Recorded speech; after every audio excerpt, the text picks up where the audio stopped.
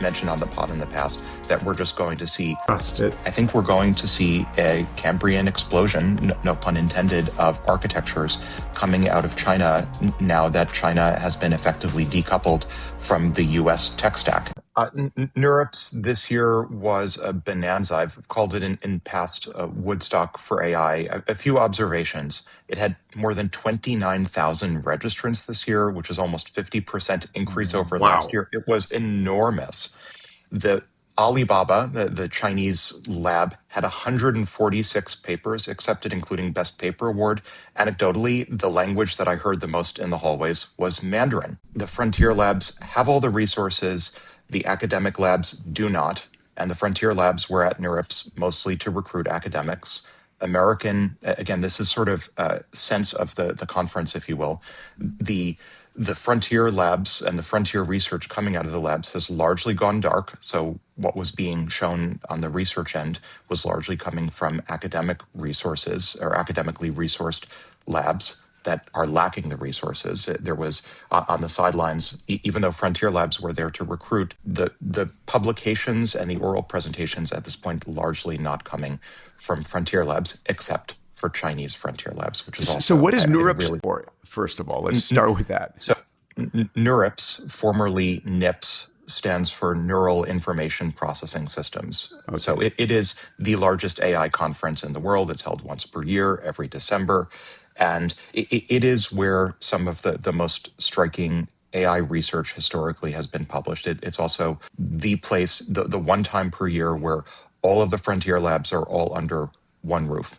And you get really a sense of the pulse of the AI space just from being there. Some of the most interesting meetings happen in the hallways. Optimus Gen 3, humanoid robots, there in force. You also see a sense of the vibes, the zeitgeist of AI right now. So you can see these are a bunch of photos and video I took from the conference. We've talked on the pod in past about how the Chan Zuckerberg initiative is now pivoted to solving all disease with AI, and that solve everything mentality, that math, science, engineering, medicine are just going to be solved imminently with AI, was very much on the show floor to the point where it made banners. It's really, I think, such a wonderful way to tap the zeitgeist of the space. There's a lot of hardware, and the feeling of the moment is that robotics in particular is the next big thing after agents. I should also mention a lot of the attendees watch and are fans of Moonshots.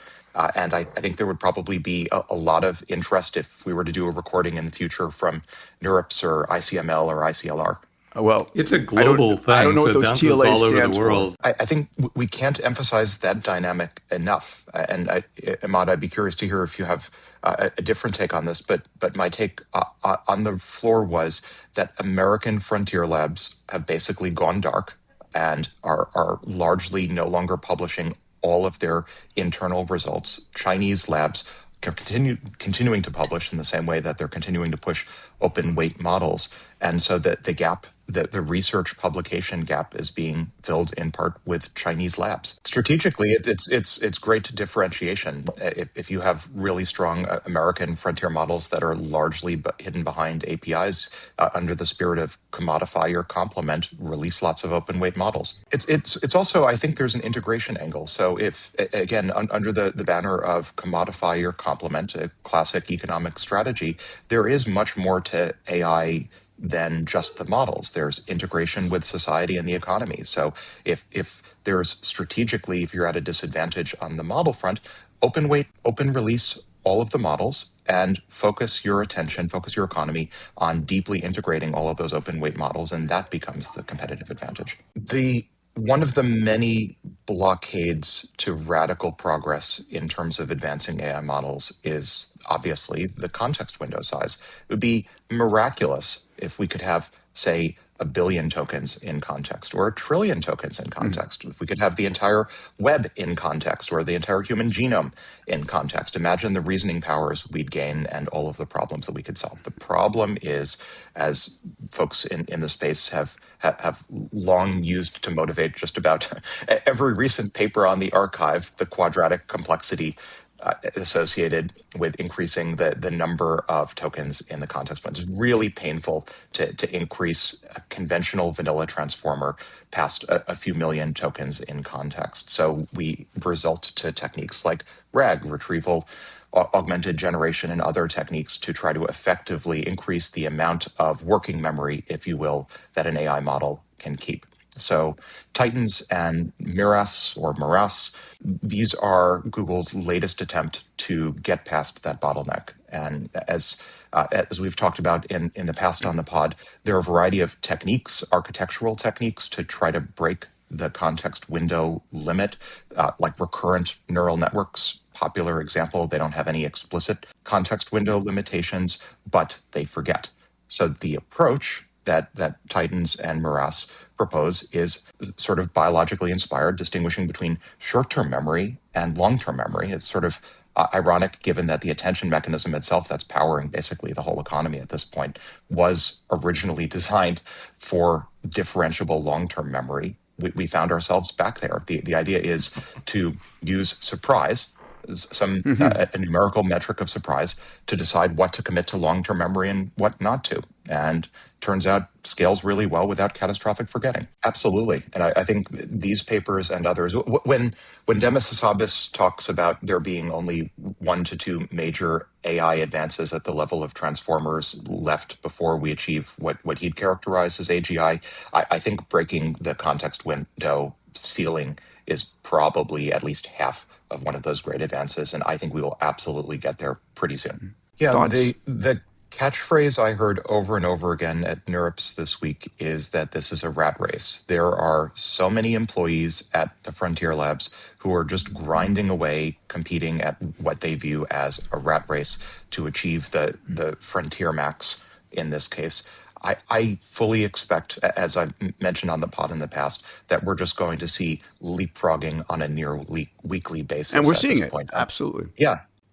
Until we get to the finish line. And I think the big question is, what does the finish line look like? I think that the closest analog I can think of is this is like a world war with multiple campaigns and multiple fronts and multiple thrusts and initiatives. Yeah, Vending Bench 2 and Vending Bench Arena, I love to the extent that we have any sort of economic Turing test or economic benchmark for agents' ability to autonomously deliver a return on capital. That is what we have right now. And as I've mentioned in the past, maybe just project this into the ether. I would love far better benchmarks for measuring economic autonomy than Vending Bench, but Vending Bench is what we have right now. I think if anything, XAI is relishing not being public given its history, but I think more broadly, the worst case economic scenario for superintelligence is that it, maybe not the worst, the next worst case is that it remains decoupled from the human economy and that an intelligence explosion happens not on the publicly traded markets, and that insiders and early employees and the machines themselves sort of skyrocket in terms of real wealth, but are largely decoupled from retail investors and the rest of the human economy. That would be, I think, a highly suboptimal economic outcome. Whereas if we get enough IPOs from Anthropic, from OpenAI, from SpaceX, from some of these other firms that are achieving hyperscale on land in space, I think that is probably the best case from a macroeconomic perspective for the economy. And once those happen, assuming they happen, I think it's far clearer to see how the economy grows past the so-called debt crisis, how we achieve hypergrowth, real hypergrowth over the next 3 years. I think it's also worth mentioning the 50-year-old notion from economics of Goodhart's law, which is that when a measure becomes a target, it ceases to be a good measure. And the way that these models are trained certainly and superficially rewards various sorts of behaviors that might be construed as dishonesty. And being able to avoid Goodhart's law, clever ways to avoid Goodhart, I think are admirable on the part of OpenAI. And maybe the final solution looks a little bit less like naively optimizing just next token prediction objectives or reward maxing on RL objectives to solve math problems or programming problems. It looks a little bit more like some sort of multi-objective optimization problem where maybe there's some blend of a Goodhart avoiding honesty reward and an accuracy award and an ethics reward that maybe almost start to look a little bit like separation of powers in what we see in government systems. There's an executive, in some systems, a legislative, judiciary, et cetera. This is a template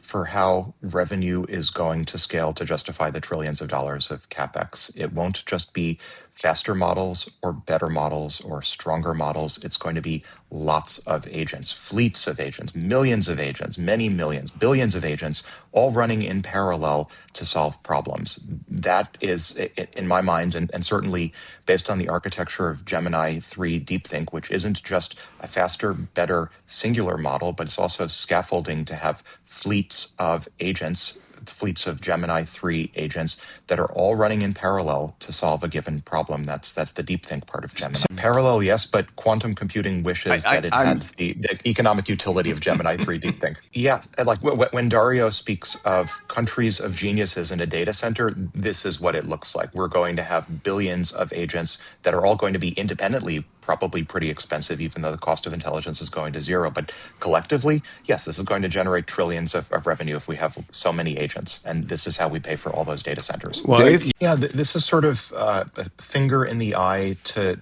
those armchair theorists who say that the small guys, the small labs, are going to benefit from algorithmic advances. This is a study that found that 91%, this is a study out of MIT, 91% of algorithmic efficiency gains between 2012 and 2023 were the result of only two things. One, the switch from LSTMs to transformers, and two, the switch from Kaplan scaling, named after my former office mate in the Harvard physics department, Jared Kaplan, at Anthropic, and the switch from Kaplan scaling to chinchilla scaling. Those two things. So LSTMs to transform, LSTMs were recurrent, transformers not. What are long short-term memory? So the LSTMs were, prior to the transformer revolution, LSTMs were the favored language model. I remember the old days prior to transformer, prior to GPT, when Andrei Karpathy had his char RNN language model that stunned people by being able to generate code. There was a life prior to GPT. But those two algorithmic transitions, LSTMs to transformers and Kaplan scaling to chinchilla scaling, those two were 91% of the efficiency gains. And what that says is that this story that, we're just stacking small wins on top of each other, and that eventually somehow algorithmic efficiency gains are going to enable smaller labs to have some sort of advantage relative to larger labs.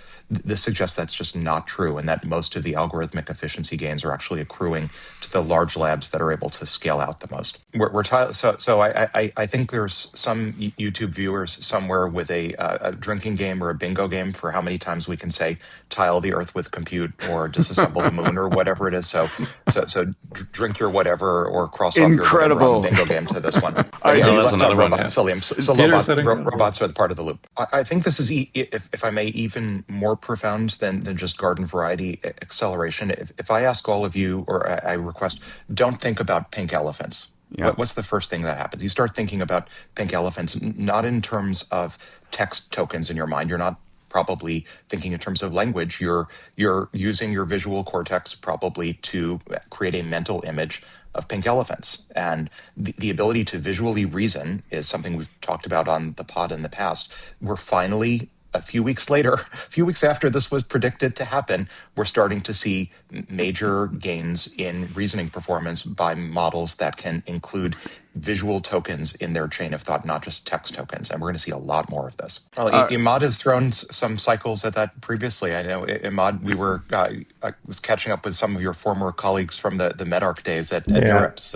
fMRI wants to be its own modality. Yeah, we don't have a slide for this, but I would definitely encourage the audience to read the national security strategy that was just released in the past 48 hours. It's most certainly eye-opening, and I think spells out a pathway for tech decoupling between the US AI tech stack and the Chinese tech stack. I'm reminded during the Cold War, the Soviet Union had what for those years would have amounted to an independent tech stack and was experimenting with all sorts of crazy architectures like ternary computing and other to Western unconventional choices. I think we're going to see a Cambrian explosion, no pun intended, of architectures coming out of China now that China has been effectively decoupled from the US tech stack. And maybe many of those innovations will end up one way or another benefiting the overall world, benefiting the US tech stack. I think we'll see a lot more experimentation coming out of China post-decoupling. I think we see an intelligence race, and that will lead to diversity. We're going to see so many different architectures that are all competing. In the US, in the West,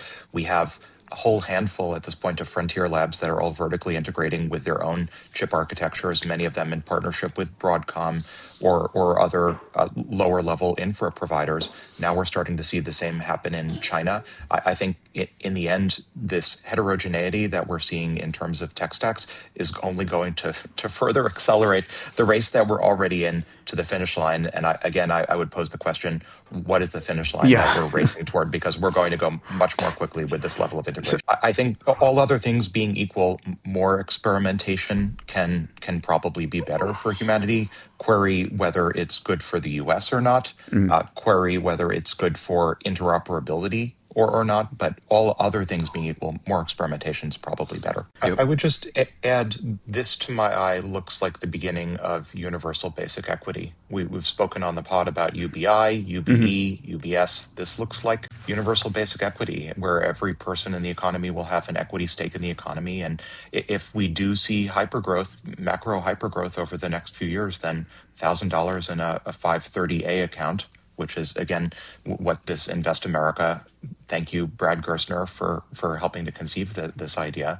What, $1,000 in an account now, in a 530A account, a few years from now, if we experience hypergrowth, could be quite material to a person's living circumstances. Yeah. I should also point out, Peter, I mean, just want to look at this for a minute from the perspective of economics. Right now, AI engineers are complementary good or complementary service to AI compute. The cost of intelligence is going to zero. And so right now, pursuing careers and majors in AI, highly complementary. Recursive self-improvement is also potentially imminent. And to the extent that recursive self-improvement gives us soon AI engineers, we might start to see AI itself become a substitute for AI engineering labor, in which case maybe this rush to major in AI at MIT and UCSD maybe reverse itself, unwind itself, and everyone goes back to majoring in the humanities like they used to. Agreed. I think that is the multi-trillion-dollar elephant in the room.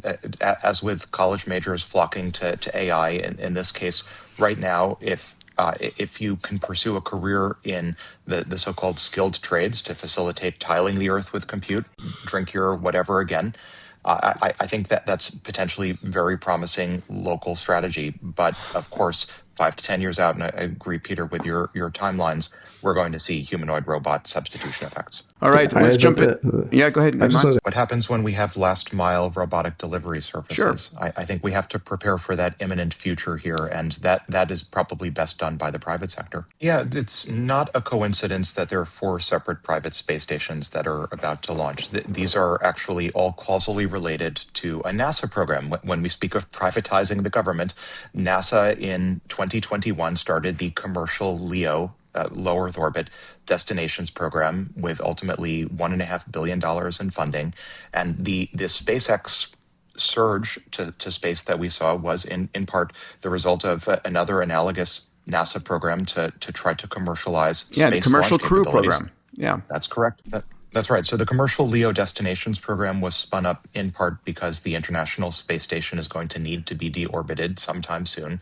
And there was a desire for a private U.S. space presence to succeed the ISS. So I'm very optimistic about all of these and other private space stations. I think we're going to see an exponential rise of humans in low Earth orbit sometime. You know what soon. Well, there has to be a vote, but the hearing was several days ago. I'm also, maybe to just comment quickly, I'm also not sure the historic story that Starlink would spin out and do its own IPO. I think with the rise of orbital data centers, I think that muddies the water somewhat in terms of Starlink as pure communication service versus Starlink as a predecessor to orbital data centers and putting compute up there and not comms capabilities. So in that sense, I think I could imagine a scenario where orbital data centers are actually pulling all of SpaceX to go public, not just spin off Starlink. This was basically the plot of season 3 of the television show For All Mankind. I love that television show. It's a wonderful, wonderful show. The three-way race, in the case of season 3, it was a three-way race to Mars.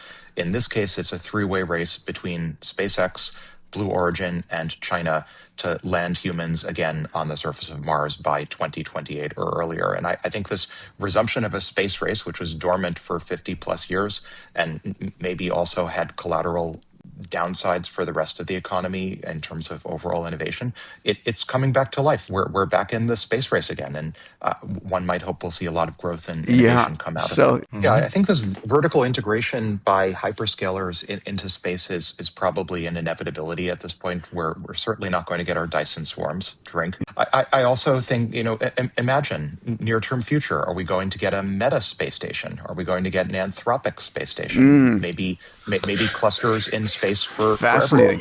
I'll just comment, it could also be even cheaper than this once we get compact fusion online. A lot of these orbital compute projections are assuming that solar is the primary power source for orbital compute. It doesn't have to be. Once compact fusion is cheap enough, and there's no reason to expect it won't be, we can tile low Earth orbit at minimum with compute as well. And it won't require all of these expensive solar panels.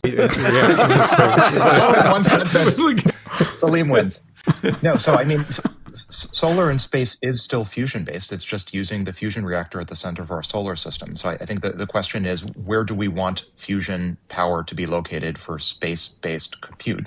And as fusion reactors, and there have been a number of deep space probes that NASA and other organizations have launched that are using fission, for example, ion-based propulsion. It's not like nuclear energy is that foreign for space.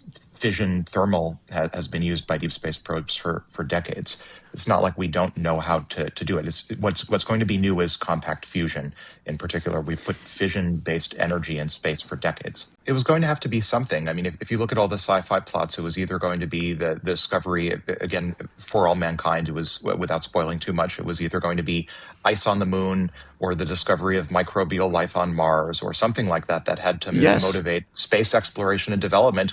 Who knew that it was going to be data centers? Well, it had to be something. It had to be. I remember when I was in college. I don't know. Or maybe it'll accelerate it. I don't know. Peter, when you were founding SEDS, did you, I'm guessing, not foresee the plot twist that the killer app for space would actually be like getting enough compute available to do generative cat videos doing funny things? Yeah, so who knows what the asteroid belt will actually end up being used for. I think we're seeing a race to build Dyson swarms. It's as simple as that. It's not just a race to the moon. It's not just a race to tile the Earth. It is a race to put as much AI accelerated compute into low Earth orbit as possible. And Como Space emerged from nowhere. I had never heard of them several months ago. And I don't think an obscure or otherwise obscure Chinese provider is going to be the last story we hear for Chinese orbital AI compute. We're going to see probably a dozen different vendors from China. We'll see, as just discussed, a dozen hyperscalers in the West. And the concern maybe becomes like overpopulation on Mars, making sure that all of these Dyson swarms remain interoperable. Right. The other comment, of course, is that those models just want to learn. So for AI compute workloads, to the extent we're doing training or inference, they can be structured to be fault tolerant. I'll comment that the zeitgeist at NeurIPS this year was that humanoid robotics is the next big thing for AI after agents. I think this is how reindustrialization of the US and the West happens. I think this is probably the best path for radically increasing economic growth and automating the 2/3 of the services sector that relies on physical intervention. This is instrumentally convergent for the future that we want. I think they're both incredible. And I'd also throw out maybe a request to